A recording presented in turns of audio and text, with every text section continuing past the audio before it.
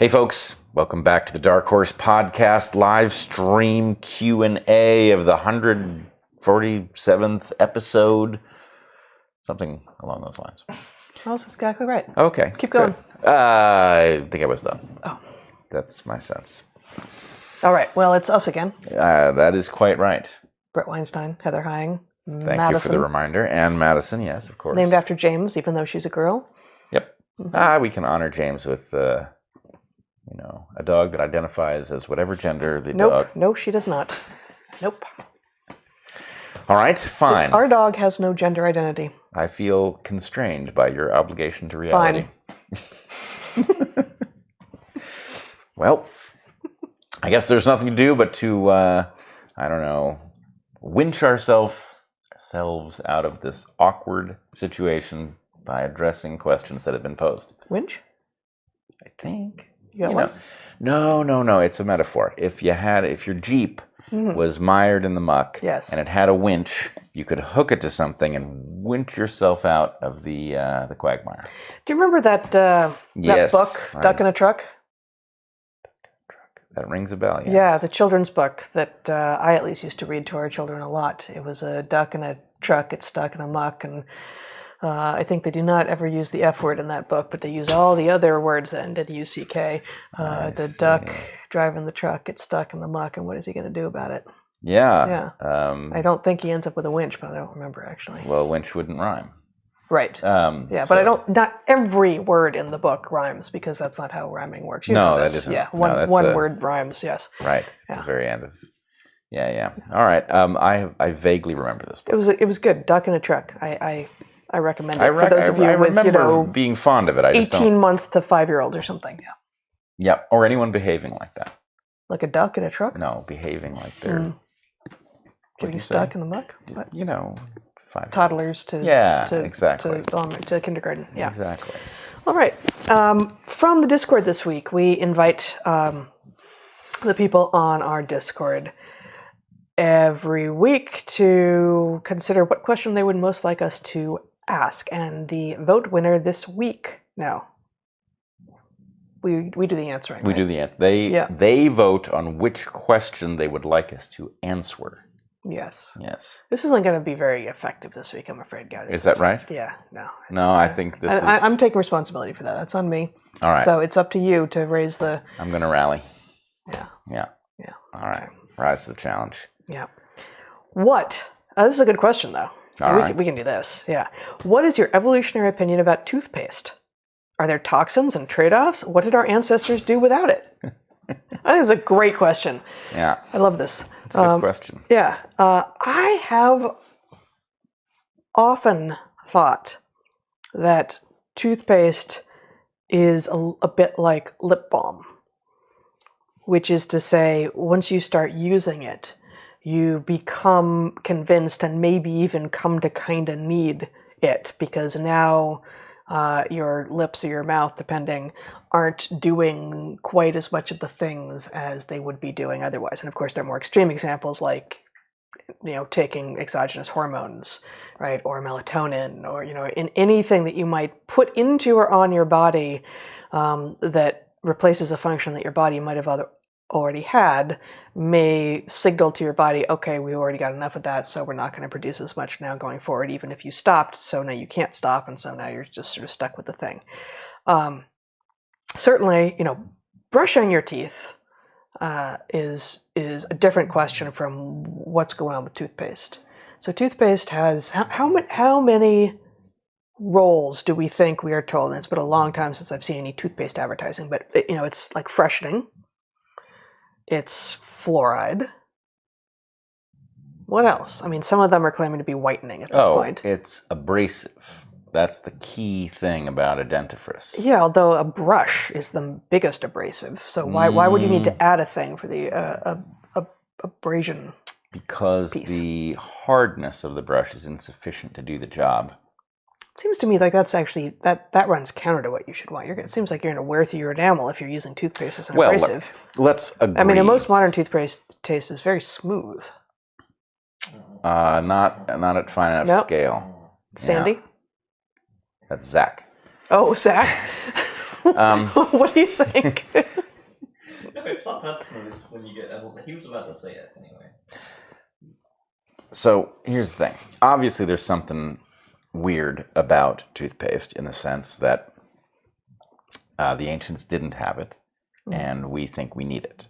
Now, if you were going to make a defense of the need, you would say, well, we live longer, and as with other creatures whose teeth have been scaled to the life length, who are now outliving their teeth, like elephants in the zoo, who run out of teeth. Their teeth are basically on a conveyor belt, and they have a fixed number, unlike sharks, and they run out of teeth. One of the things that is true is that our teeth have to last longer than our ancestors' teeth did because our average lives are so much longer. So it could be that we are becoming extra careful about decay processes that our ancestors had to worry less about. It could be that the novel diet is creating hazards to our teeth that didn't exist for ancestors. It's certainly true that the Weston Price and Mike Mew of the matter is that we have arbitrarily compromised ourselves so that things like malocclusion result in extra wear on some teeth and no wear on other teeth. So you could be compensating for this sort of thing. And there's some interesting questions around the freshness thing. I strongly suspect is the result of the fact that we are not any longer part of a population where we're all eating the same thing and all have the same mouth flora and all of that, which I suspect would eliminate the bad smells that often occur when somebody's eaten something different and it's being digested by different bacteria than you have, and it results in byproducts that are offensive and all of that. So yeah, but I'm not compelled. I don't know the history of toothpaste, and I wouldn't be shocked if it turns out to have been an entirely corporate move, right? With no basis in research into its benefit, because it seems to me that like a saline rinse and a brush with no toothpaste on it at all. Like if you told me I had to go for 6 months, travel somewhere, and I had to, either not have, usually I wear contact lenses. I don't on camera, but if I had to go without saline solution or toothpaste or like, I don't know, I love this Pharaoh lard-based skin moisturizer, which I do think like skin moisturizer too is one of these things. Like obviously people didn't have it before, but like if I had to choose one of those 3 things to go without, obviously it'd be toothpaste. Yeah. Now if you told me I couldn't have a toothbrush, that's huge. Like that would, and I also like floss and water flossers, and there's lots of things sort of in that territory that I really like and use daily. But I actually find that toothpaste is by far the least valuable of the tooth care products for me among the things that I use and care about. And it strikes me like really it's the freshness thing. Like you wake up in the morning and you want to not smell yourself and wonder if you smell. After a night of sleeping with, I think you're right, in a community where not everyone is eating the same thing and therefore we don't share the same mouth flora and fauna. But in terms of sort of abrasiveness and getting stuff out of your teeth, especially if we're talking about having modern tech, a toothbrush without toothpaste, floss, and a water flosser, and you're good. Yep. I am, as you know, also not a toothpaste historian. Wait. I feel like it's all been a lie. No, I told you this at first. You may not have believed me. You may have thought I was kidding. I feel like you let me continue to think that was true. At worst, it is a sin of omission.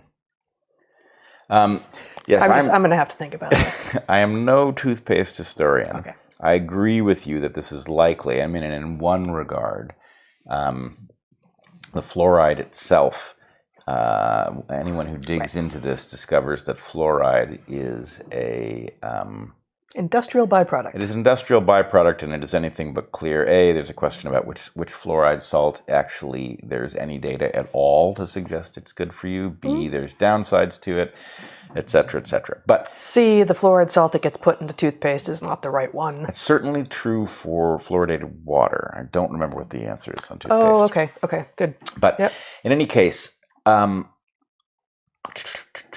I've always wondered if, A, we're interrupting a natural process. It is interesting that the stuff that accumulates on your teeth, and I forget which one is tartar and which one's plaque. Plaque must be the hard stuff, right? I think so. Yep. Interesting that it is roughly tooth-colored, right? And there's a question about what, if you allowed your mouth to come to equilibrium, would you actually be worse off? Or is dentistry doing what orthodontics has done and, creating its own needs, right? Every 6 months, definitely twice a year, you need to get all that stuff taken off your teeth. Really? Every 6 months, you say? How do you arrive at that number? Yeah, well. So anyway, there is a deep question here. And, okay, you're taking an abrasive to teeth. Hopefully it's been fine-tuned so that, a softer substance can't damage a harder substance. So you would have to calibrate exactly what substance it was so that you were taking off the plaque and tartar and not taking off any enamel at all. Which and maybe wouldn't they it have. at least put a risk of, like, if you've got a tiny little hole in your enamel, if you've got a tiny little cavity, wouldn't the abrasive inherently work to make it bigger? Well, if it is not as hard as the tooth enamel, then I think not. No, but if there's already a little hole and then some abrasive gets underneath into like the dentin or whatever it is. Well, but it's a little bit like those Scotch-Brite pads and the sponges that have it. There's like different grades, and there's certain stuff that you can't do with the blue one that you can do with the green one. So there is a basic hardness or thing. just different grits on sandpaper. Yep. Well, different grits is about size.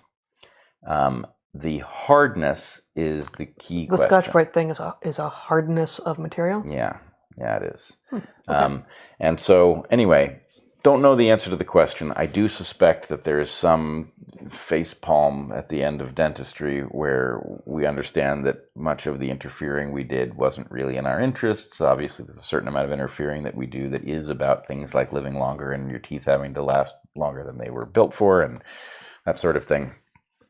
But by and large, yes, I wanted to point this out. I believe there is a marvelous piece with Richard Feynman in which About teeth? which he points out that the world is full of people engaging in this behavior a couple times a day, and that there's no evidence whatsoever that it's good for you, if I recall the piece correctly. Anyway, I don't know if that's still true. I assume it was true when he said it, and I believe I have remembered it correctly. But yes, there's no question that this is a significant intervention, that it could be a compensation for novelty stuff, which would be the best defense for it, or it could be that this is a cultivated need that is about somebody else's economic well-being and those sorts of things. And anyway, it would certainly be worth knowing. Keep going for just a second. Okay. Sorry. About teeth. Yes. I got to look something up quickly that reminded me of. All right. That Well, something I don't know if said you've reminded ever me of. noticed this, but we have teeth in both our upper jaw and our lower jaw. And the dentary is the lower jaw. Am I correct about that, Dr. Hine? What? I was looking up the thing. Yeah. And what? Say again? The dentary. Is Yes. the lower jaw? Yes. Yes. Is the upper jaw the arcade? Do I have that right? No. No. Dental arcade. I don't. What are we talking about? I don't know. Teeth. I'm trying to riff. So I asked you to give me a break so I could look something up, and now you're asking, you want me to look up? I did. No. I did a terrible job of freeing you really you. did. That was really, you were actively getting in my way. Well, I've now come to the conclusion that I'm. There is no bone called an arcade. There's a dental arcade. That's fine, but there's no bone called an arcade. Okay. All right. Fair enough. You're probably thinking of a place where you go to play games. No, that's a whole different ballgame. Yeah. Yeah. So I was reminded of the conceit that Ricky Gervais does on Twitter every now and again, when I said if I had to go somewhere for 6 months and I could only take 2 of these 3 things, I would very easily give up toothpaste. But it turns out he does this a lot. So I was going to just ask you one of these. All right. But the one that came up, I've never seen before, so it's maybe a little tough. But okay, you ready? Sure. This is Ricky Gervais on Twitter. You can only keep 3. All right. Okay. And the list is 1, 2, 3, 4, 5, 6, 7, 8, 9, 10, 11, 12, 13. It's long. So you can only keep 3 of these 12 things. 3 of these 12 things. Yeah. All right. Makeup, driving, bread, mobile phone, alcohol, pets, TV, dancing, novels, haircuts, passport, sick pay. Okay, I think it's. This is maybe too hard. No, I think I got it. I think I got it. Okay, so pets. Okay. First of all, if I said anything different, I would be in danger at this moment. Right, so sure, pets sure, is yeah. on the list. Yeah, they're all here looking at you. Passport. Mm-hmm. And I had a little brush with, so to speak, not having a haircut while I was in Colombia. I thought that I was in, so the hair goes into this phase, right? There's a phase where it's decently behaved, and then there's a phase at which it gets pretty unruly. And then it will sometimes come back into well-behaved. So you still haven't had a haircut, what you should point out. No, I haven't had a haircut. And the thing is, I'm a little afraid to, because I had this one very traumatic experience when we moved to Olympia. My first haircut. She was hostile, though. She hated you.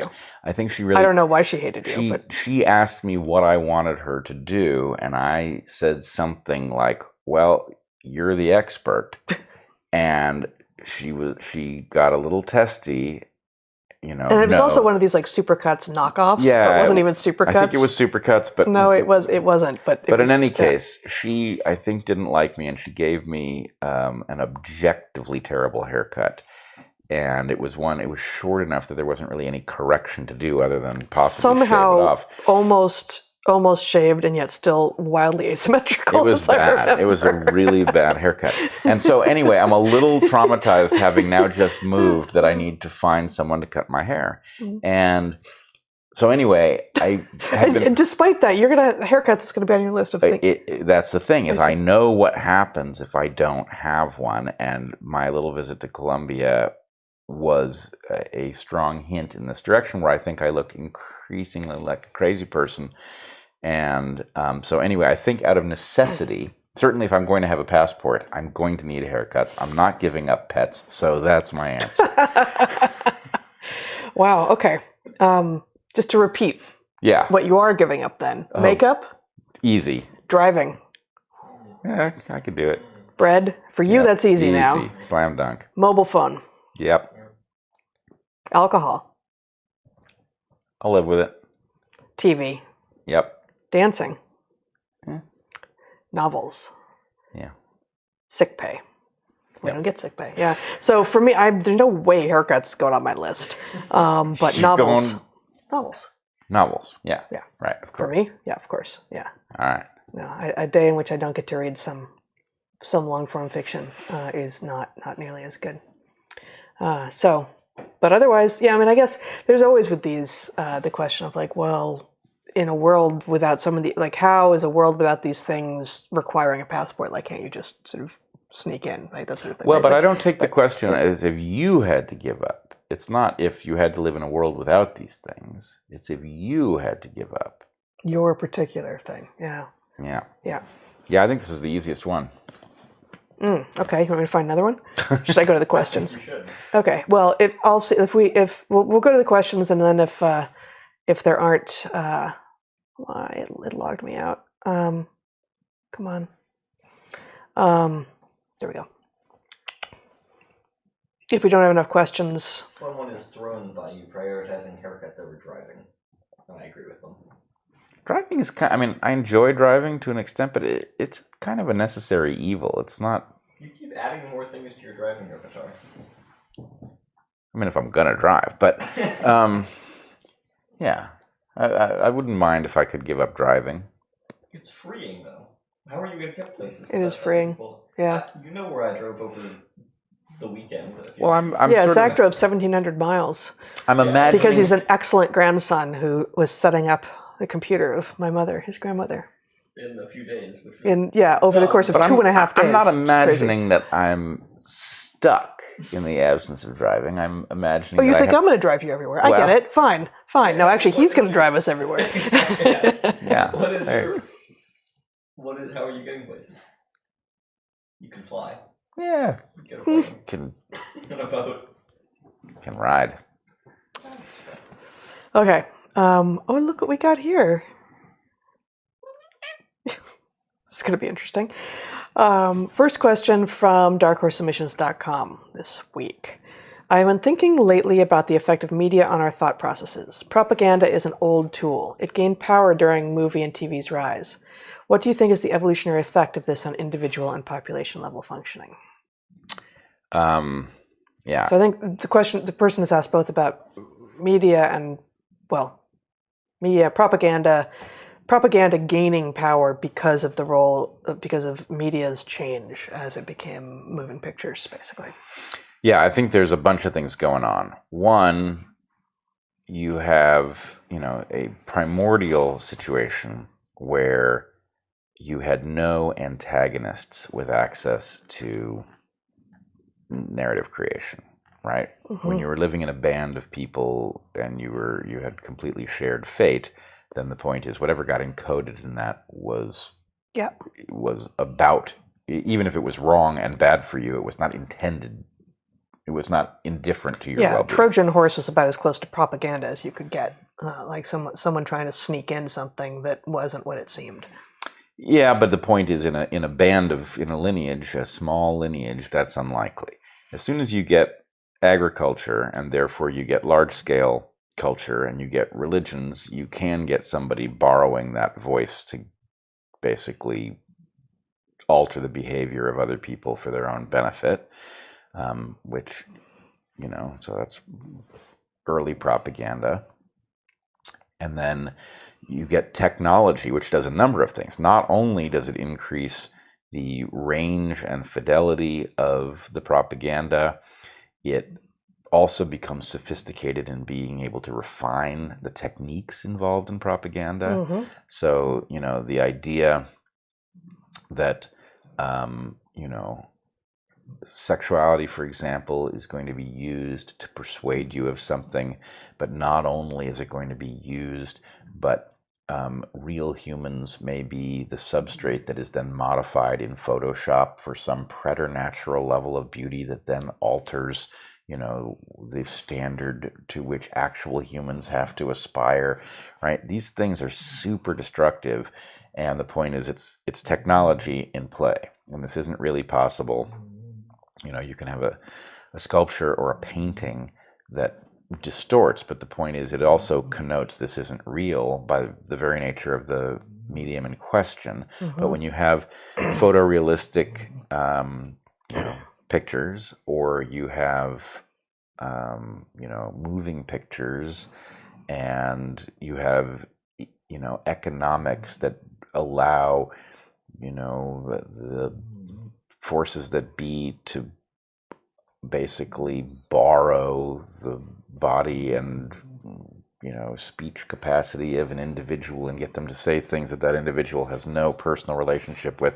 All these things are incredibly destructive, and so now we live in a world in which, if you literally think about all of the times in the average day that somebody has an economic motive to persuade you of something that's not in your interest but is in their interest, it's like we get up in the morning and we are immediately bombarded with high-tech bullshit, right? And it's just a constant... If we turn on a device that has an ability to... Let's put it this way. In order to avoid it, you have to go way out of your way, right? The normal stuff of life requires you to interact with things over which the bullshit is transmitted. And whether that's, emails trying to get you to buy stuff that you don't need, or it's governmental propaganda about your health, Mm-hmm. or whatever it may be, it is not normal for a human being to have antagonists hijacking their perception. It's not that it's without precedent, but the degree to which that has become a dominant factor in what we perceive from other humans and human-like phenomena is shocking and dangerous. True. Next question. Apparently there was a New York gubernatorial debate this past week. A question about vaccine mandates came up, but it included both a COVID vax and a polio vaccine. What? Polio's a thing? Is there a new vaccine out, or are they using the old vaccine used in the early part of the last century? Signed, Trapped in New York. I don't know anything about this. This is news to me. I have no idea why we're talking about polio vaccines again. I thought we dealt with that. I thought... well, it's definitely not extinct. It's not extinct. But it's not here. It's, it should, and there was just another little resurgence somewhere. I want to say Africa, although that might not be right. Africa, maybe South Asia. I'm not totally sure. But it's not in the American vaccine schedule. Like we're not vaccinated against polio, are we? I think we are. But I don't. They're not. At your age, you might be. Yeah, but our children aren't. It's not on the. It hasn't been. Yeah. What's that? I'm pretty sure it's not. Yeah, it's not been on the recommended childhood vaccination schedule at least for 20 years. So the problem is that we now know, because of what we've just seen, that there is no safeguard to somebody deciding to create the impression of need for a product that they can sell and to use governmental coercion to substitute for demand. So I would say, but I mean, this looks, if it's that, it's really ham-fisted. It's like polio. Come on, guys! Like, there's a lot. Like, scare us with something else.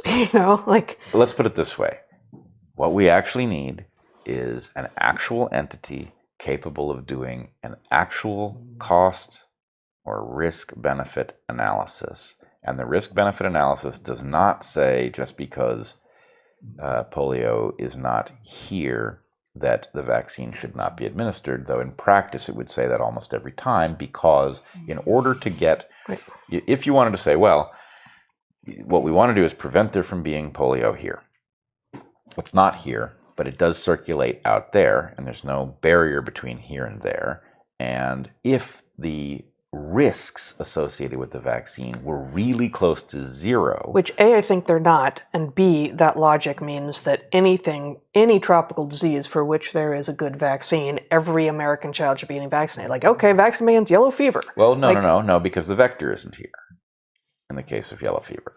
Okay, so if it's a vector disease, if it's a tropical disease, it is vectored, and the vector can't live up here, okay. Yeah, but here's the thing. Cholera.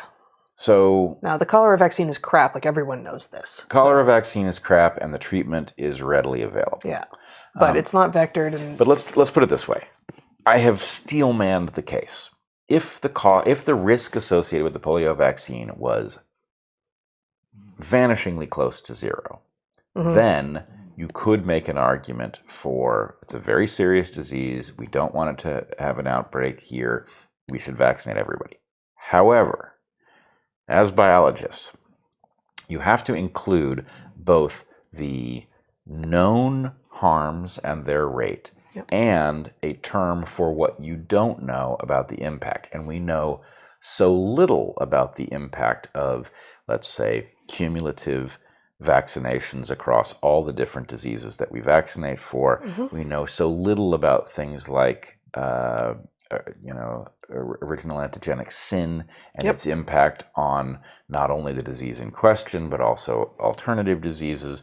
We know so little about the selection for variants, etc., that it is impossible to imagine a term for potential risk involved with this vaccine that is not substantial.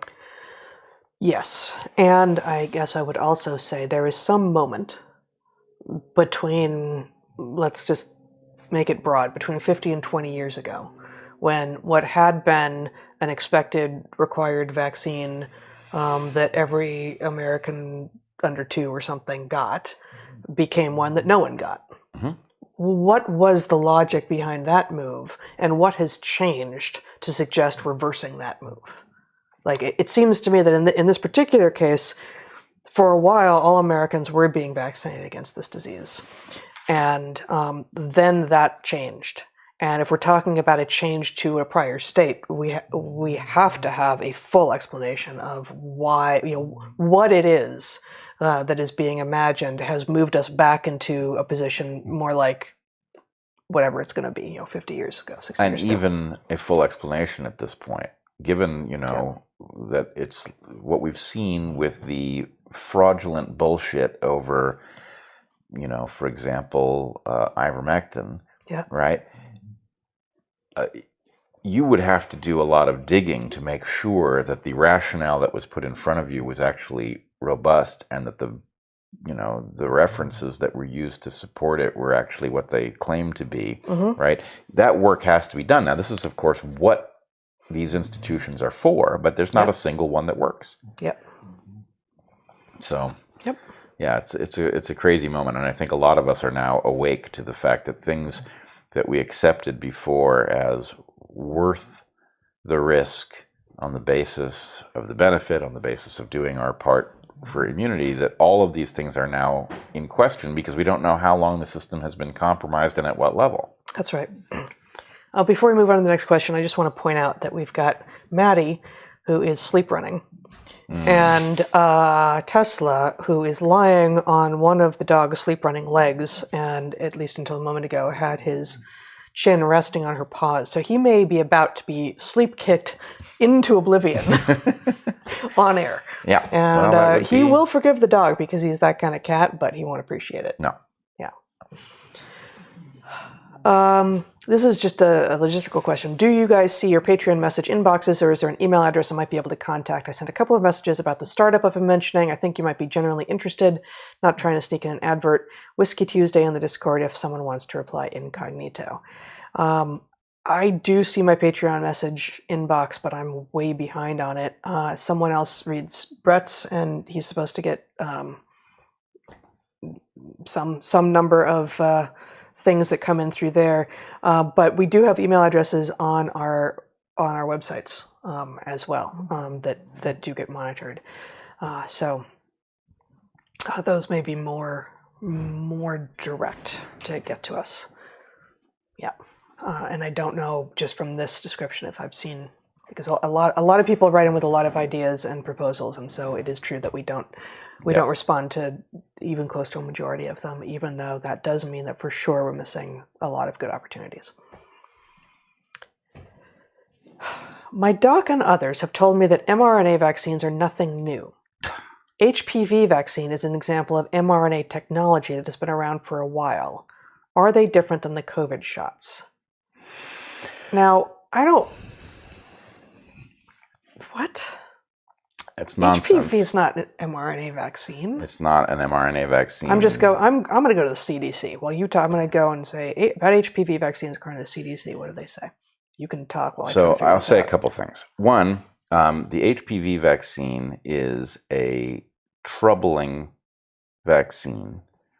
It is a vaccine that has an asymmetry in it that ought to alert us that we are not having the discussions that we should have, because the negative consequences of HPV largely fall on females, which is unfair but true. And so the question is, when did we have the discussion as a society about whether or not to vaccinate males who are not at risk for the benefit of females? Now, a reasonable person can certainly make an argument for that, but the question is, did we decide that that is the kind of thing we are going to engage in, right? Where an individual is compelled to be vaccinated for a disease that does not pose a serious risk to them, for the benefit of others, in which case that leads us directly to the question about vaccinating young people for COVID at significant risk in order ostensibly to possibly help older people, which doesn't make any sense because, of course, they don't block transmission. But anyway, HPV is a complex, non-simple place where we've been given an overly simplified story. It is not the case that this is the same technology in the COVID mRNA vaccines by a long shot. That said, I do not remember what the underlying technology is in... Yeah, and it's not... I'm not finding it. It's not on the CDC site. I'm at one paper now published in 2015 in Viral Immunology, the first called Human Papillomavirus Vaccine-Induced Cytokine Messenger RNA Expression in Vaccinated Women. But the first sentence of the abstract, even though they end up talking about mRNA in the abstract some, the objective of this work was to evaluate the influence of human papillomavirus. I don't even know where the accent's supposed to go. HPV. What's that? Human papillomavirus. Papilloma? So you just drop that initial I? Papilloma? Really? Is that right? I think so. Okay. I'm going to call it HPV. The objective of this work is to evaluate the influence of HPV vaccination on peripheral blood mononuclear cell, PBMC, proliferation and cytokine gene transcription. And then only two-thirds of the way into this abstract, they're saying cytokine mRNAs were upregulated and stimulated PBMC cultures. But I in a admittedly very brief search, I'm finding nothing about what I think it's Gardasil. I can't find exactly what it is, what its mechanism is. But I think this is just bullshit. It's nonsense. Yeah. Okay. Now I have to find my way back to the questions. Here we go.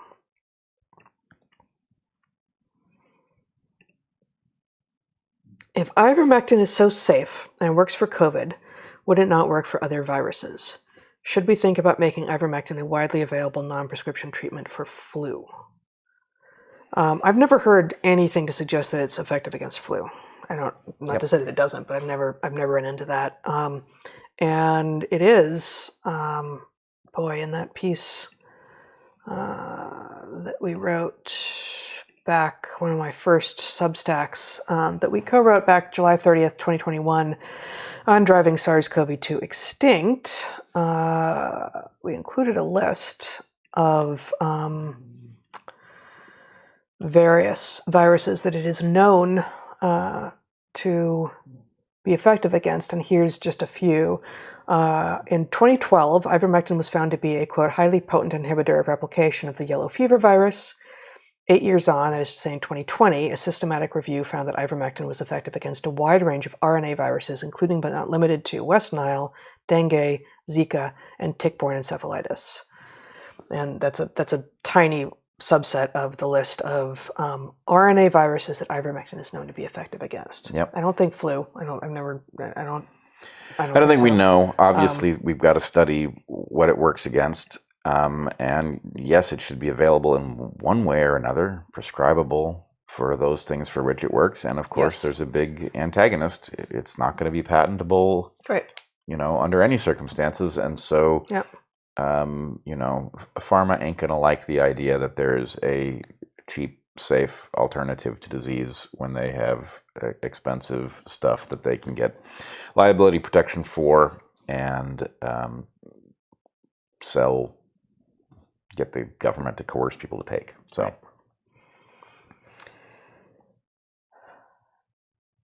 Did music emerge as a training program for the bipedal station? For instance, toddlers vocalize while learning to walk. Opera singers have a specific posture for their voices to be harmonious and strong. This is one of these questions I am going to hold back on a little bit because I've got some active work, stuff that actually goes back to when I was a college student. I would say the thing about music is it is logically true that it has to start for a reason, a particular reason. What is also true is that music has many different functions ultimately. And so the question is, what is the original function that then gets elaborated into these other things? What you're describing, I do not believe to be the original function, but I do believe to be a function. And let's just say this is a very old question. Darwin spotted it. What the hell is music? Steven Pinker wildly screwed up the answer, where he famously said that music contains all sorts of things that are useful, but itself is not useful, that it's the equivalent of evolutionary cheesecake, where you just, do we have a desire for cheesecake? No, we have a desire for fat and sugar and various nutrients, and so that makes cheesecake yummy, but it doesn't have a meaning of its own. It's actually, I'd never heard you describe his position quite that way before, and it's just so explicitly reductionist. Yeah. No, it's right? absolutely reductionist. Yeah. So anyway, stay tuned. I do hope to bring a evolutionary theory of music forward. I think there's a good one, and it's pretty satisfying, but I'm not ready to go there. All right. The next question, I was just trying. Since we're not in a studio, we don't have all the usual things that I would have on hand, that I usually have on hand. So the next question is, excuse me, what are your must-reads in the field of philosophy and anthropology? Thank you for all you do. And I thought starting actually with the books that we recommend at the end of Hunter-Gatherer's Guide there are definitely some philosophical things missing there, but I recommend this book. This is pages 280 through 282 or whatever. Yeah. In the book, but with regard to anthropological readings in particular, we have Nisa, The Life and Words of a Kung Woman, and we have, and this is not exactly anthropology, but kind of is, 1491, New Revelations of the Americas Before Columbus by Charles Mann. We have Guns, Germs, and Steel. I'm just going in order here. Catching Fire, How Cooking Made Us Human by Richard Wrangham, just fantastic. The Evolution of Desire, Strategies of Human Mating by Buss, and Why Sex Matters by Bobby Lowe. I think even higher on my list than Guns, Germs, and Steel, because I gotta say, I just find Jared Diamond's thinking extraordinary, but his writing is really not terrific. I find it very hard to get through his stuff. Mother Nature, History of Mothers, Infants, and Natural Selection by Sarah Blaffer Hrdy is probably the top of my list on anthropology. Let me just get through the rest of this. The Anthropology of Childhood, Cherubs, Chattel, Changelings by Lancey. Plenty more here. There's at least one more that I'm then probably my other favorite is Baboon Metaphysics, The Evolution of a Social Mind by Cheney and Seyfarth. And then we got some Duvall books and such, but yes, Guns, Germs, and Steel. Oh, and Behave, The Biology of Humans at Our Best and Worst by Sapolsky. Those are all. I got to defend Diamond here, irrespective of his writing style, which I don't find that difficult. The book is too long. I think he wrote it expecting pushback that actually, he got pushback from people who I think felt that he was competing with them, but he did not get the onslaught of accusations about what he revealed that I think he was expecting. So the book could have been a good deal shorter. Well, people hate it. People in the social sciences, they don't. What did you tell me that they call me geographical determinist? Yes, they do. God, it's amazing. Yeah, it's absurd. But my point is that's academic territoriality. It's not a moral critique. It's not, Yep. Oh, as I said, I think the ideas are necessary and critical. I just think the book is. He would have done himself a service by putting out another book afterwards that had a really good editor, and it was a lot shorter and pithier. Yeah, but irrespective, the point is the concept in the book. The few concepts are so crucial to understanding what our species is and how it works that it almost doesn't matter how it's written, because the point is the power tool that is contained in the book is so important that you have to get it somehow. But you don't have to get it by reading the book. right? You can True. get it by looking at the documentary or just, looking up YouTube videos on it. Like you don't, in that case, whereas Baboon Metaphysics and Mother Nature, I both feel like actually you really need to go into those books. And and the Wrangham book, Catching Fire, is very, very short. And yes, it's one key idea that that it was fire and cooking our food that caused the cognitive expansion that basically made us human. So I just said it. On the other hand, that book is so short and so well written and so incisive. Like it's just like, read that. Even though I can tell you in a sentence and I could tell you in a paragraph and I could tell you in an hour, read the book and you'll get more out of it. Yep. I mean, I do think if you're not going to read Guns, Germs, and Steel, the 3-hour PBS documentary definitely leaves some important stuff out, but you can get the gist of it, and then you could go back and read the book, and it would be clearer. But yeah, it's a great 3 hours, right? It's definitely the core ideas without some of the supporting information, and it doesn't show as much of his process, but it's good. And then with regard to must-reads in the field of philosophy, I'm not sure I have any. I have philosophers, and we've got some Popper on our shelves that is probably the philosopher of science specifically that I would say I would go to first if I had to choose one. But I'm even less likely to read philosophy than say Jared Diamond. Right. It tends to be very very staid and hard to get through. So our new friend Steve Patterson said something I like on this topic. Okay. He says, philosophy is where it's at, but philosophers aren't. Which I thought captured it. Okay. Yep. And this is also borne out by, and this is more political philosophy, if you will, but like, what do we remember of Orwell? And like, I've now read a bunch of nonfiction Orwell, and he's great. He's an excellent writer, and he's an excellent, basically, cultural anthropologist. Yeah. But still, we remember fiction more easily. So we remember it when it's told through narrative more easily than when it's told as the straight up philosophy. And I think, gosh, there's at least a couple of Dostoevsky novels that just get dragged into explicit, like someone just extemporizes for tens, dozens, even 100 pages at a time. Some character, he hands them the reins and they just go off on philosophy. Your job here as a novelist was to do that through narrative, not to have someone give a speech that literally no one is listening to. Pop-up book. Yeah. Okay, Bret. Have you heard of nudge units before? Their existence raises some ethical concerns for me.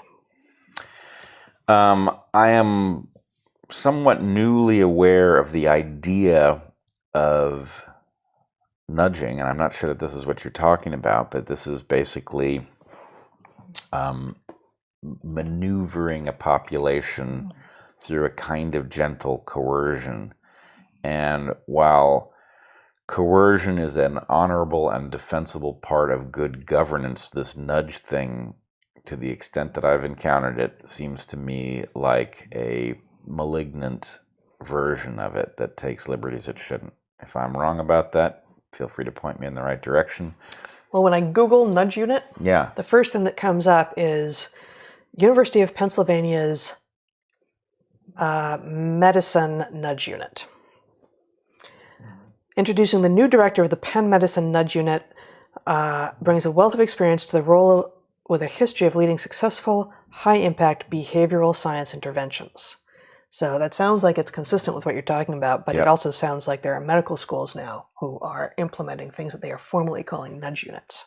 Nudge unit to support 5 new projects for advancing care. Using behavioral economics to improve healthcare quality. Here's the problem. Is there a problem here? There's a problem. And the problem is this, that traditionally medical schools have been really deeply involved in medicine.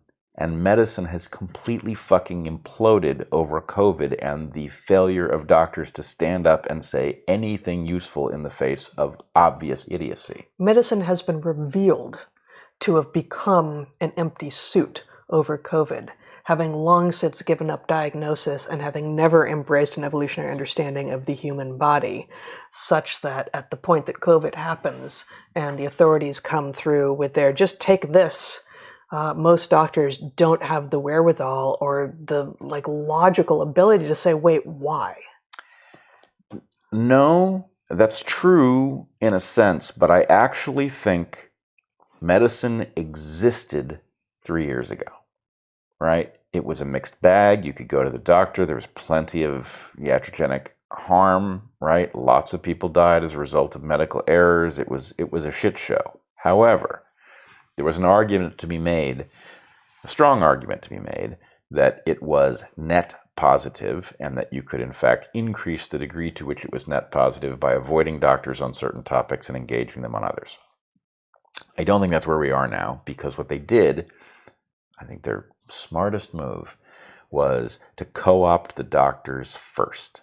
And by getting the doctors on board with the vaccine campaign before it was clear how insane it was, they made it very hard for doctors to back out of their position and stand up and say, wait a minute, I was wrong. And so basically what they've now done is they've taken a highly compromised field, but a functional one, and they have made it so that those of us who saw this go down in real time can't really interact with any doctor who hasn't stood up yet, because if they don't know, it's on them. The pattern is in front of them. Yeah.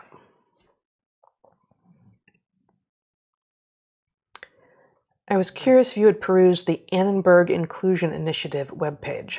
In my opinion, it's the source of much of the propagandized popular media cultural assaults. Never heard of the Annenberg Inclusion Initiative. Have you? No. Is this associated with the University of Pennsylvania? He said, hoping not. Well, no, it's going to be the USC Annenberg School. Okay.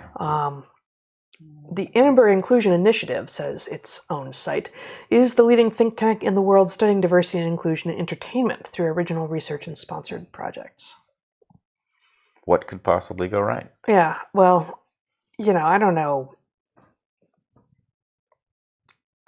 I would be mildly surprised if USC was the source of all of the madness, but it's not impossible. No, but I do see a route here. I mean, this is all new to me, but if USC, centered near Hollywood being particularly vulnerable to this kind of embrace of nice-sounding Trojan horse concepts, and also being particularly capable of the kind of social exclusion that is downstream of all of this talk of inclusion.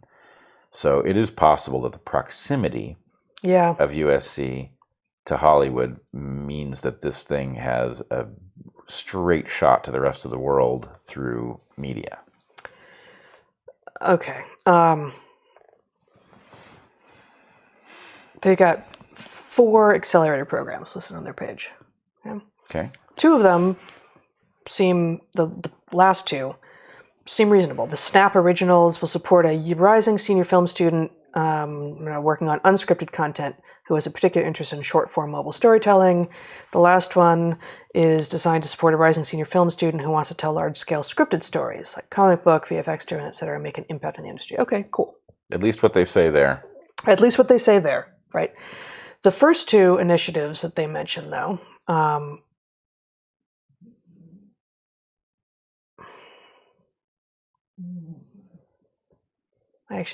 it's weirdly organized. The first one, which doesn't have a title, is less than 2% of top-grossing film directors are women of color, yet films by women of color earn the highest critical reviews. Really? The ongoing disparities facing women of color as directors demand action. Thus, Stacey L. Smith and the Annenberg Inclusion Initiative are launching the All Accelerator. This is the first program from the Annenberg Inclusion Initiative to directly support filmmakers and to bolster the pipeline for young creatives. So it's possible, actually, that all of these, including the 2 that I thought were awesome, are downstream of this claim that I do not believe. The first part, I believe, less than 2% of top-grossing film directors are women of color, yet films by women of color earn the highest critical reviews. Now, we just spend some time on that sentence? Sure. They don't say less than 2% of film directors are women of color, yet films by women of color earn the highest critical reviews. Less than 2% of top grossing film directors. Now, that's the audience voting with their feet. Top grossing is about, now, yes, there's PR, there's marketing, are there 10% of film directors are women of color? Probably not, but are they? And then only a fifth of those are in a position where their films are put in enough audience and enough theaters to gross big. Maybe, but films that start small and become huge happen, and they get into bigger and bigger theaters, bigger markets. So that's a little trick there. Top grossing, top grossing is about what the audience is interested in seeing. And then also, yet films by women of color earn the highest critical reviews. Right, which could mean a tiny number of reviews that are on average, they're 3 reviews and they're 5 stars. Right. Or that the critics are critics are woke now, of course, and instead of actually reviewing the art on the merits of the art, they review the art on the merits of the art, plus progressive stack points for how many things that you've got going for you. And so if you're a woman of color, you immediately get a boost in the critics' ratings. Right. And then which is cheating. There's the zoom out question here, which is, I do not believe that there is a pattern in which Hollywood would rather or instinctively excludes people who would be producing the top grossing films because of their race. A, it would be the opposite. Right. Yes. And B, the point is, it's just bad business, and it's a huge opening for anybody who can figure out that there's this untapped resource that audiences love, and it would therefore, be undervalued. Right. So you could arbitrage the market. Yeah. The point is, look, these are greedy bastards. They're really good at making money, and to the extent that their racism gets in the way of them making money, then somebody will figure out how to put their racism aside and make some money. And, Right. So the whole idea is preposterous, because actually, their claim is that this is an untapped opportunity to make money. But if it was, Hollywood tap it. Hollywood would tap it. Yeah. It's what it does. Mm-hmm. So yeah, nonsense. And then they have the Reproductive Rights Accelerator. Will support a minimum of 4 rising senior film students who have a story to tell about reproductive rights. Now, at one level, okay, but at another level, that's one of a few number of Annenberg Inclusion Initiative Accelerator programs.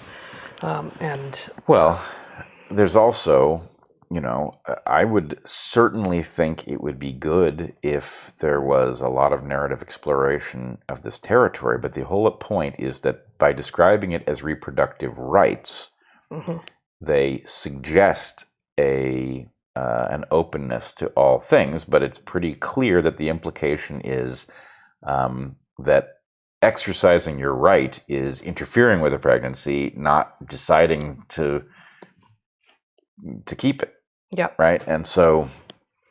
And one of the top things on their page is a document called Inequality in 1,300 Popular Films, Examining Portrayals of Gender, Race, Ethnicity, LGBTQ, and Disability from 2007 to 2019. Oh, yeah. So it's a, over 100-page report, if something I saw earlier is right. I haven't assessed that myself.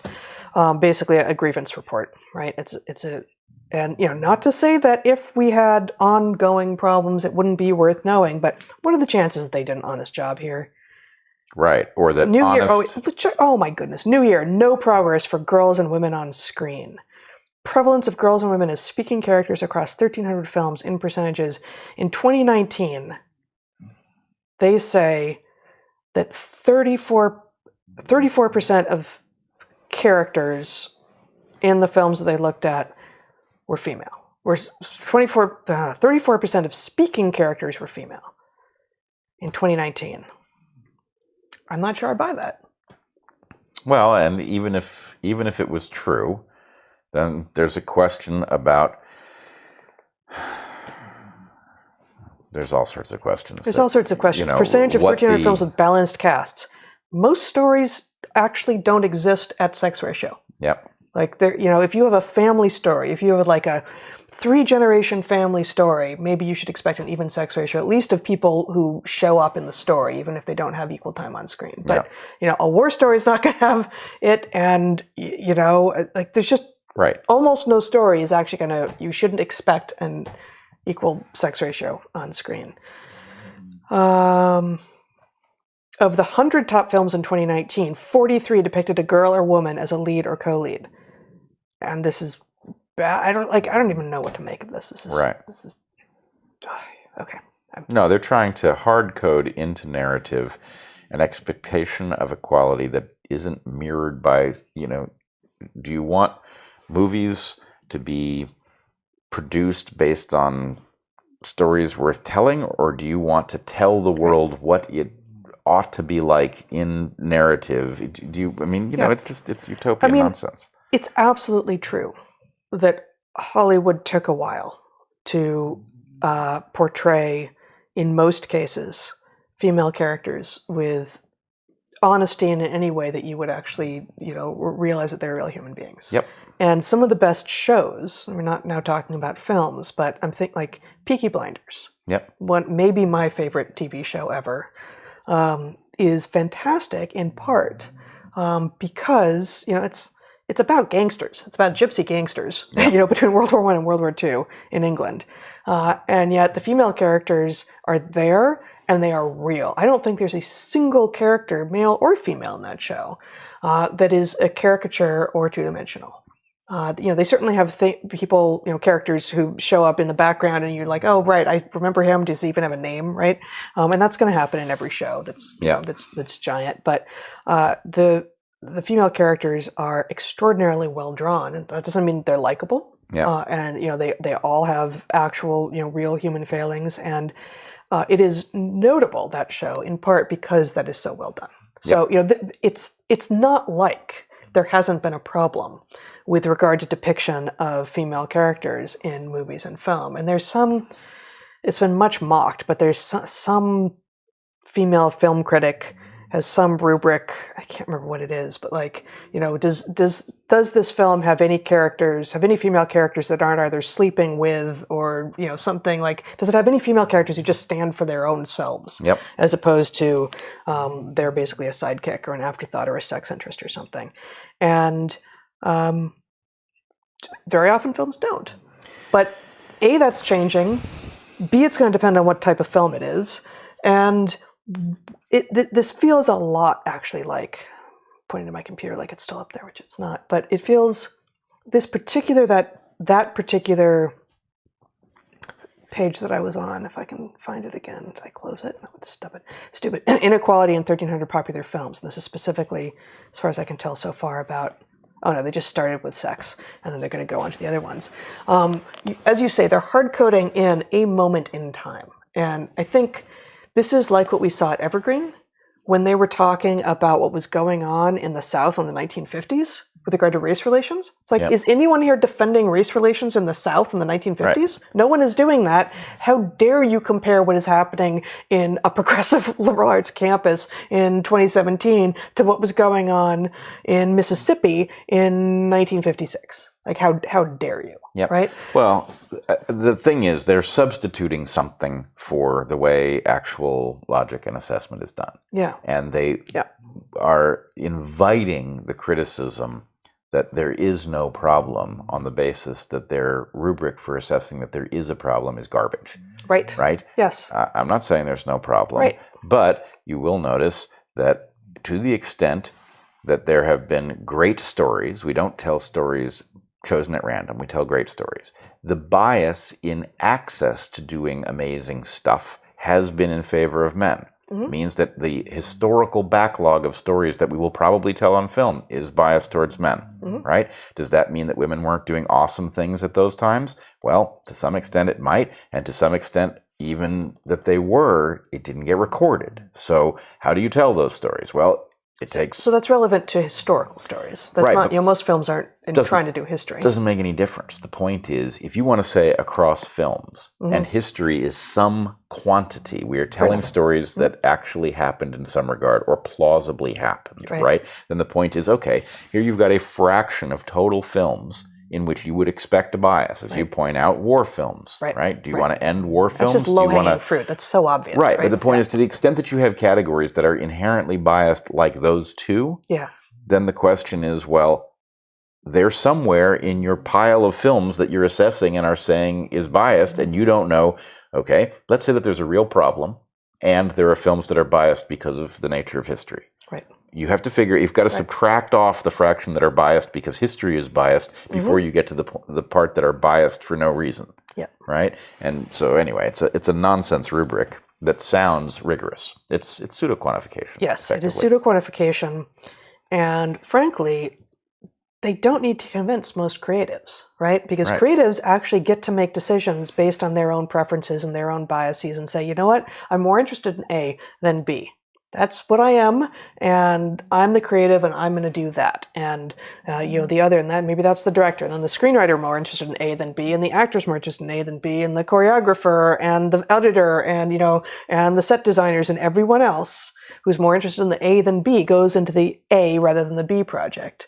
And if there's just a lot fewer people interested in B, that means that probably B doesn't get done, except that if you can convince the studio head, the people with the money making the decision about we're going to fund A versus B, that even though there's a lot less interest, there's a lot less talent, there's a lot lower chance that you're actually going to make bank on this project over here, we're going to do that because if we aren't, there's going to be a mob outside our door telling us we're racists. Yep. Like, that's how it's done. Yep. And you're therefore going to drive some people who are over here in this interest group to be like, yeah, I was really interested in this all along. They're not going to do as good a work if they aren't actually more interested in this than this. Yep. They're not. That's not the nature of creativity and productivity. Yep. No, it's, threatening creatives, threatening audiences, right? It's basically coercion in order to create an on-screen world that doesn't reflect either what the market wants or reality. Right. Yeah. Good job, wokesters.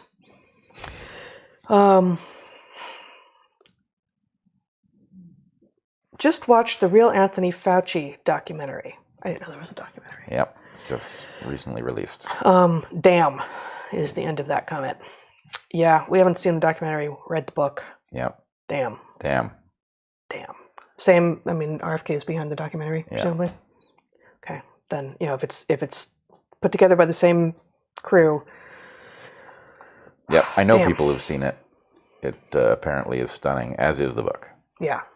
And the book is dreadful. It's just so hard, one page after another, and we've said this so many times on here, but it's so well researched. Yeah. And I did not check anything close to a large fraction of the references, but I spot checked regularly. Yeah. And I never found an error.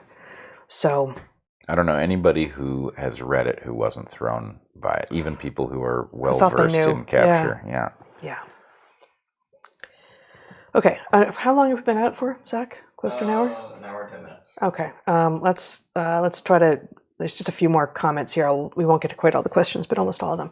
A new merch idea. Just a black shirt with white lettering. # I'm afraid it's worse than that. Yeah, I could see the wisdom behind that. Yep. Someone will hopefully have to write that down and send it to us because I'm just hitting go here. You may know the other canoe metaphor, a popular joke among Canadians. How is American beer like sex in a canoe? It's fucking close to water. Yes. Yeah. Wow, I hadn't realized that Penn had fallen so far, and to think that Salman Rushdie was once the president of Penn. Yeah, there's a lot of rabbit warrens to go into with this story, but yeah, I agree. I thought that Penn was awesome. When I first started looking into that story that we were talking about in the main live stream, I thought, well, Penn, they did the survey, and I went like, whoa, nope, they are not. They're just, it's ideology, top to bottom. The flycatcher pick corresponds to a Tyrannus melancholicus, commonly called a tropical kingbird. That's cool. So Tyrannus, that's going to be Tyrannidae, which is the tyrant flycatchers. Tyrant flycatchers, I can't remember, there's also a New World flycatcher family, there's an Old World flycatcher family, and then there's a tyrant flycatcher, like Tyrannidae, and they're both like flycatchers, but they're not each other's closest relatives, just like vultures, Old World vultures, New World vultures. So I think flycatcher is kind of like an ecological thing that also gets applied to some lineages of birds, not all of which are actually each other's closest relatives. Yep. Yeah. Flycatchers and their foraging sallies. Yes. Which always, in my mind, plays with the Mustang Sally as the melody. Well, and for me, my memory of Foraging Sally, my introduction to the concept of Foraging Sally was with John Vandermeer, who we were in Costa Rica with. We'd already traveled through Central America on our own, but we were doing a field course with him and 4 other graduate students, and actually another graduate student who was acting as his TA. Basically, he was touring us around a bunch of, he was doing eco-ag and biology for a month or so in Costa Rica. This would have been like the summer of '94, I think. And I didn't know any of the birds at that point, and I was standing with him, and we were looking at a bird, and it flew out and grabbed an insect and flew back. He said, "That's a foraging Sally." I was like, "Okay, cool. What's the Latin name of that?" He's like, "It's the behavior. You're more interested in behavior, right?" I'm like, I am, but I thought that was the name of the bird. It's good. And I don't know what bird we're looking at. Maybe it was maybe a Tyrannus. Tyrant flycatcher. Melancholicus. Yeah. It may very well. No, I think it was actually a smaller bird, but anyway, doesn't matter. Foraging Sally. It sounds like exactly the sort of name that you would a bird watcher, a bird person would give to a bird. Totally. And Mustang Sally. Okay, there's actually only 2 more questions, so we're going to do them because there's 3 on here, but one of them just says, "Hi, Zach." Hello. Hey, Zach. Okay, 2 more questions. And then we actually did all the questions this week. Okay, can you comment on similarities of the state science today and Lysenkoism? It's kind of a big question. Yeah, I mean, not really. You know, you've got 2 different motivating forces. You've got a kind of a top-down planned economy, this, that, and the other, and then from all appearances, you've got the capture of public institutions by a economic Goliath. So, look, what you've got is bullshit flowing through the public advice apparatus, and the motivations are quite different, I think. I mean, assuming the best, which is that this is just about pure corruption and not about something else. So anyway, what a sentence. Yeah. Well, I mean, this is where I keep landing. Assuming the best, this is about pure corruption and nothing else. Yeah. I don't. This, I think, warrants more time another time. Yeah. Modern society runs on debit and credit. Is this the basis of our cultural decline? Well, I would say that's too simple.